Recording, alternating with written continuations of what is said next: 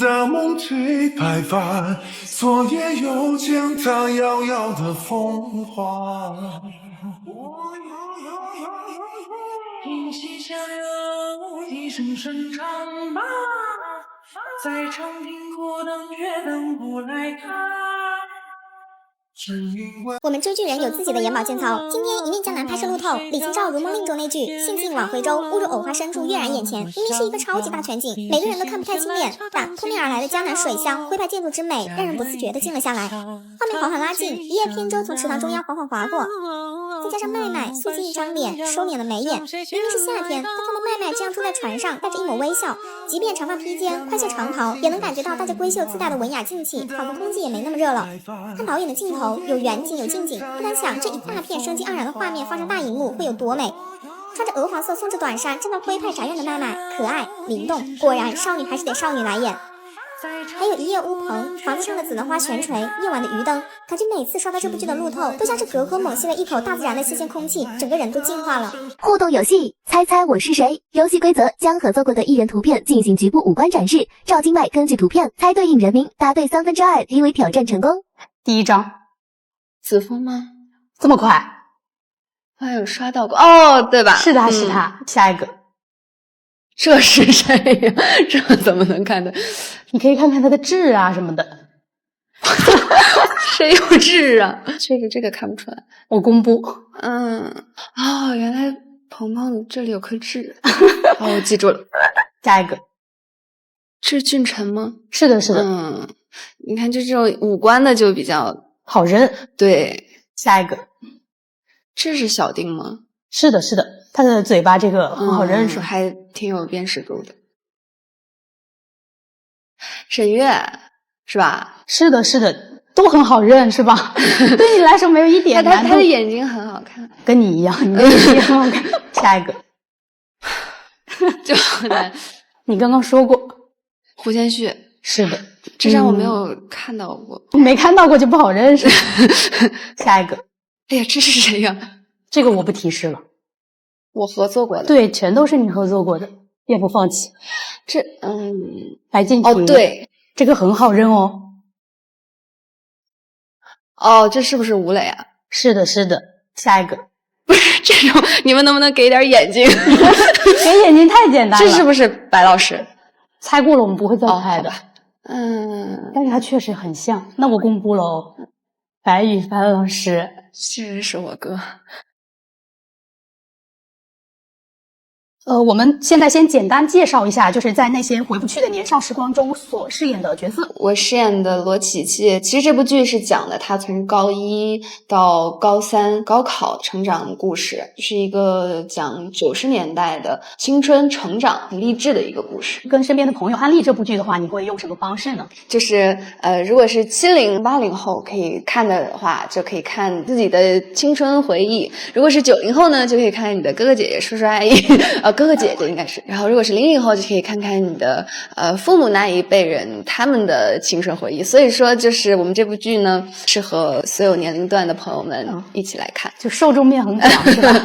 这部剧或者说这个角色最吸引你的点是哪里呢？我觉得是人物和故事，我觉得这2点是最吸引我的。琪琪是一个我觉得她很有力量的一个女生，她的成长环境也比较复杂吧，然后包括她有一些迷茫，她跟每一个角色都有不同的故事发生，然后都对她产生了促进，让这个女孩慢慢的找到了属于自己的方向。这中间她走错过，但是最终她还是找寻了属于自己的那条路，就是她的这个成长经历非常的吸引我。那你觉得罗琦琦和林妙妙两个人谁更叛逆呢？非要这么说，我觉得可能是罗琦琦，但其实罗琦琦她叛逆就是把她说的有一点薄了，我觉得她不单纯是叛逆，我觉得她是有一种冒犯感在身上。其实林妙妙吧，我觉得她只是性格活泼开朗，然后她的家庭氛围她很幸福，不像琦琦那样，她可能是从小离开爸爸妈妈，然后再回归，就这些都会对他造成一些影响。就罗琦琦更复杂一点。对白羽凡老师的第一印象是什么呢？然后现在有没有什么一些改变？第一印象那会儿觉得他是一个很高冷、很沉默寡言的一个人，后来发现，他是在工作中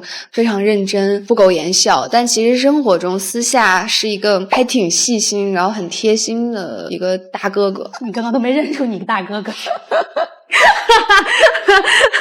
你觉得罗琦琦和就是白羽凡老师饰演的徐小波之间到底是一种什么样的关系呢？我觉得对于琦琦来说，他承担起了他亲情那一部分，他既像一个父亲又像一个兄长。他是最初在罗琦琦没有庇护的时候给了他一个温暖的港湾，我觉得是因为有徐小波的存在，然后才没有让罗琦琦走上一条自我放逐的道路吧。其实他给了罗琦琦很多正向的东西，他最初告诉罗琦琦要好好学习，要考上大学，要走出这里，他是一个无条件支持罗琦琦的人。所以他们两个其实也算是有种互相救赎的那种感觉在的。对，我觉得有一种羁绊吧。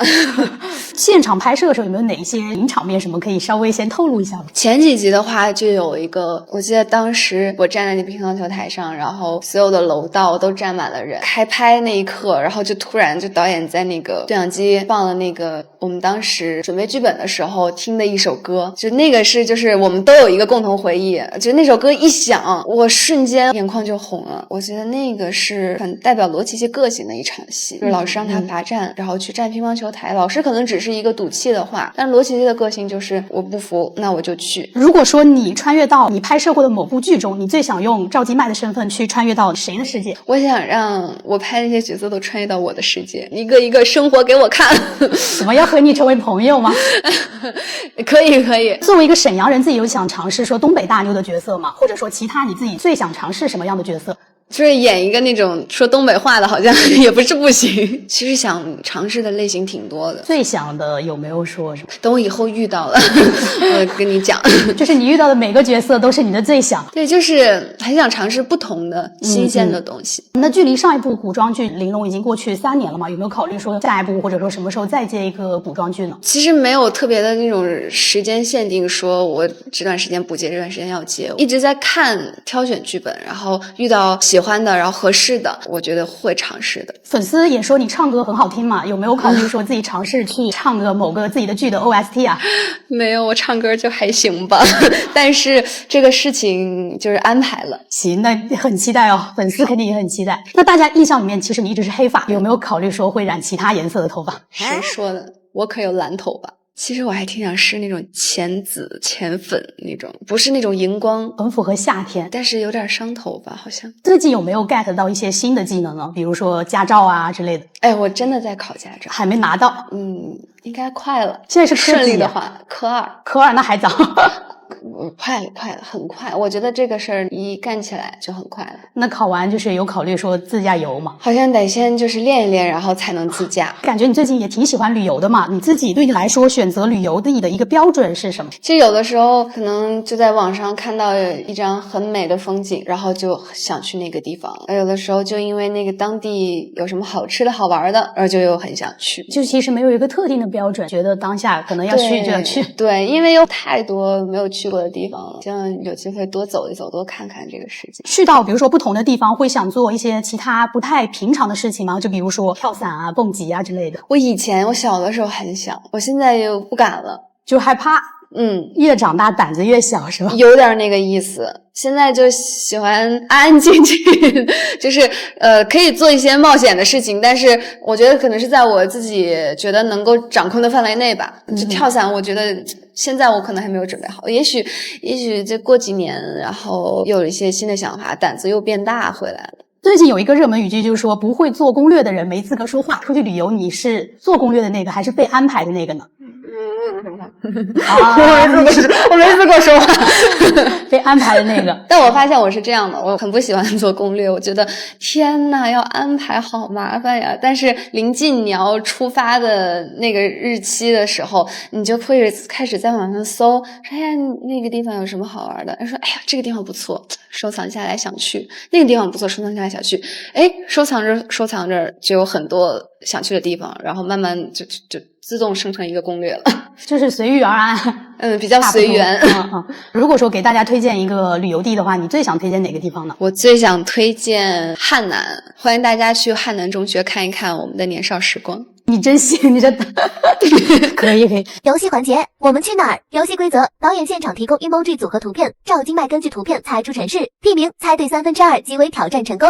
第一个，海南是不是？是的。下一个，沈阳。你真的好快呀，你答题。青岛。是的。厦门，你们还挺仁慈。这就难了吧？你可以分析一下，拿麦克风是要干啥？唱歌。岛边有什么？沙滩。对。长沙。是的，就是你现在脚下踩的这片土地。这个是有一点点难度了。这个稍微联想一下就能想到。芬兰。是的。满分。我能想到。我刚刚也思考了一下。我可以的。宜兴。是的，宜兴。你大胆点说出来，这个很难。篮球。商标。你都猜到商标了，已经很厉害了。商丘。是的，怎么这么牛？实锤。这个确实难度上来了。锤，这个不知道。那放弃了。宝石。对，然后这个锤子钉。这个稍微有一点点难度。放弃。桂林。你这明明是玫瑰花。对呀，玫瑰龟。你也联想的多一点。还有个最后一个环节。好，是要完成上一个艺人留下的挑战。上一个艺人是唐九洲留下的可爱5连拍。你知道为什么吗？为什么？因为是677。777，这个都有设计。看。然后你要给下一个采访的艺人提出挑战，但是下一个艺人是未知的。我的是可爱3、2、1，哇哦，欢迎，在这儿，欢迎金麦，欢迎。你好，我是庞博，请坐，方便吗？麦克风在那边。先跟我们直播间的朋友打个招呼吧。欢迎！我今天很漂亮，这是红毯的造型。这个先跟大家介绍一下这个整套造型吧。对，就是我选的主题就是那个复古什么黑白，就是所以其实那个时候就感觉比较摩登，然后华丽，然后亮晶晶。然后今天发型老师也帮我找了一个后面的小链子。是的，怎么了，老师？麦克风。没事，我们可以先用一个。那整个最近也是有这个新剧在跟大家交流嘛，无可替代，对不对？无可替代，跟之前很多角色的反差还是蛮大的。当时是一件有挑战的事情吗？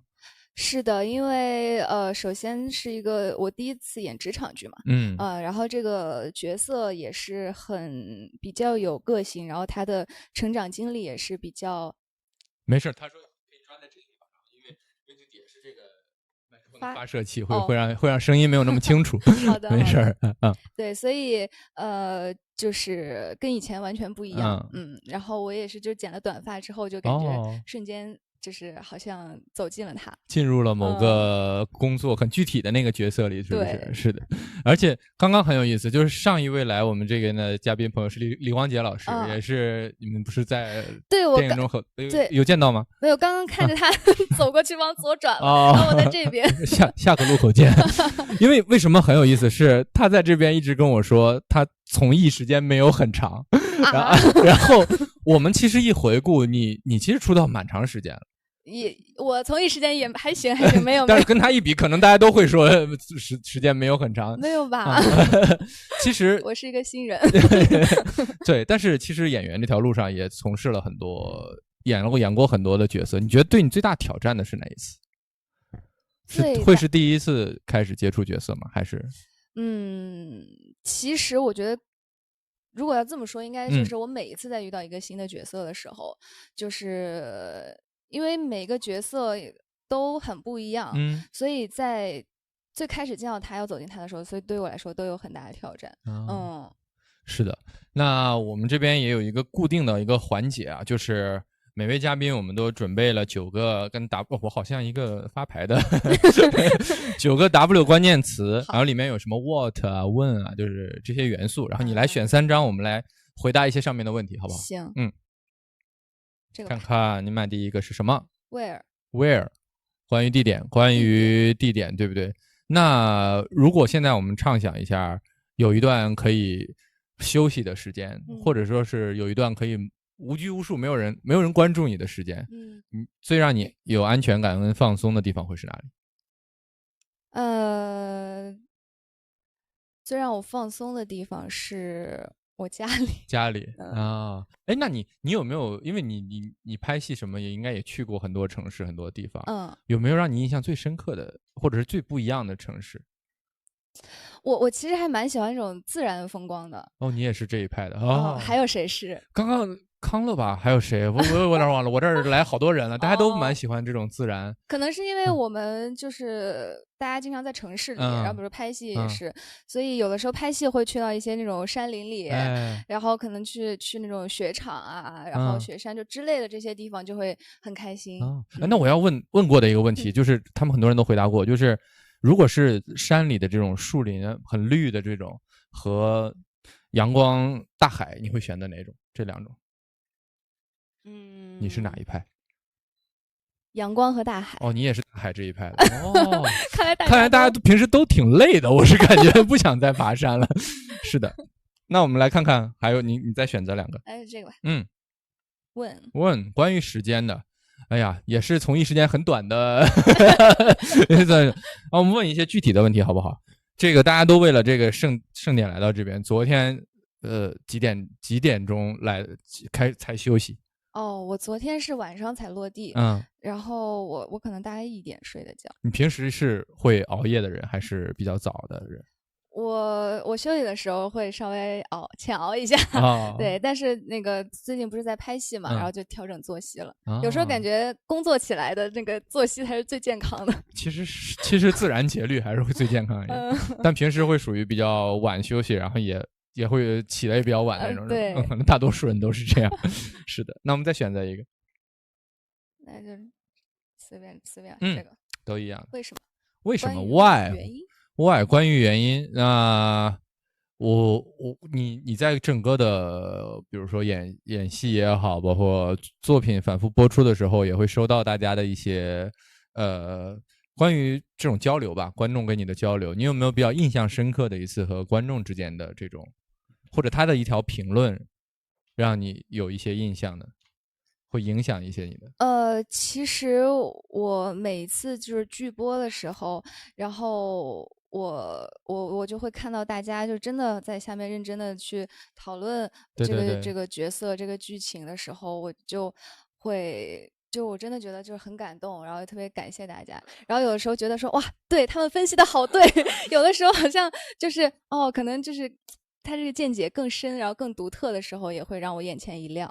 你是会那种比较认真的看自己作品出来之后，你会回看吗？因为我是那种我拍了节目，我就不太会那样认真反复看的那种人。因为你那个表演的时候都对我都知道嘛，对，你呢？我还是会稍微看一下，因为我觉得可能就是在表演的时候和最终呈现，因为那是一部剧或者一个电影是一个整体，所以还是想看一下。对，你拍的都是一片一片嘛，然后再拼起来。对，然后你是自己掌控但是因为我只是做我的表演，但可能比如说我在拍的时候，对于整个故事的想象是不是和导演最终呈现的样子是一样的，这个其实对我来说也蛮有新鲜的。然后有时候也会去看一下，就是从之后的角度去看当时自己的表演是怎么样的。好，那我们最后这个问题，看这儿放了很久了，这是什么？每位嘉宾都会给下一位朋友留一个问题，这是光洁老师留给你的问题。他这个问题很有意思，他说人类如果都要这个问题非常适合我。为什么？因为我们一起合作过《流浪地球》你说《流浪地球》，对，就大家要离开地球去往火星，你是最后一批，只有24小时，你会做什么？对，我会在地球上去跟着那个运载车，然后去点燃发动机，救回我们的带着地球去流浪。最后有24小时还是有使命是吧？对。好，那我们这个环节也是，你回答了别人的问题，就也要给下一位朋友留下一个问题。那这可以还给我。想想。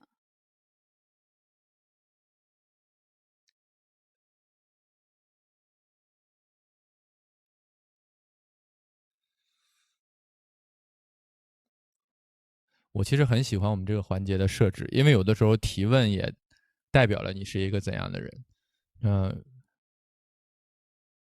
哇，你们的开头好像啊，哇，都是如果、假设。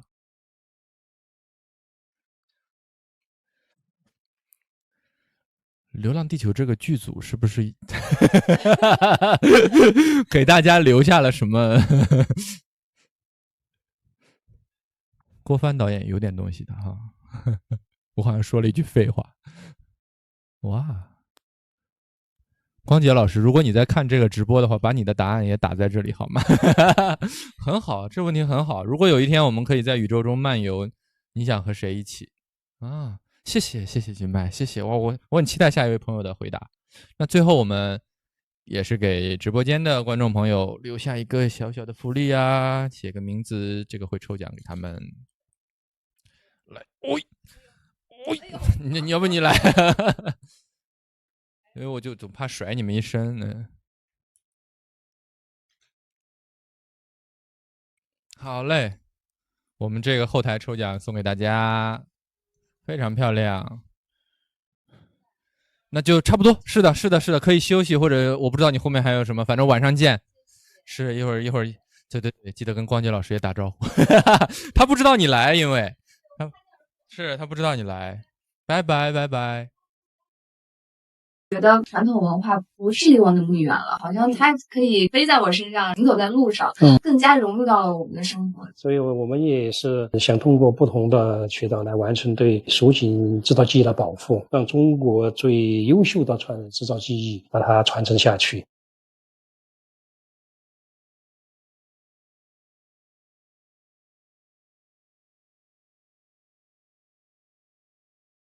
其实我们和很多知名品牌合作，我们也是想找一种非遗传承，有什么新的方式来进行更好的宣传，来扩大对非遗的影响。这是我们给墨网合作，我们也是一种新的尝试。最主要的体验对我来说，认识了新的知名品牌企业，然后去了解他们的文化、蜀锦传统手工制造技艺的这种宣传，进行创新，把我们的传统文化继续让大家更多的人去了解到。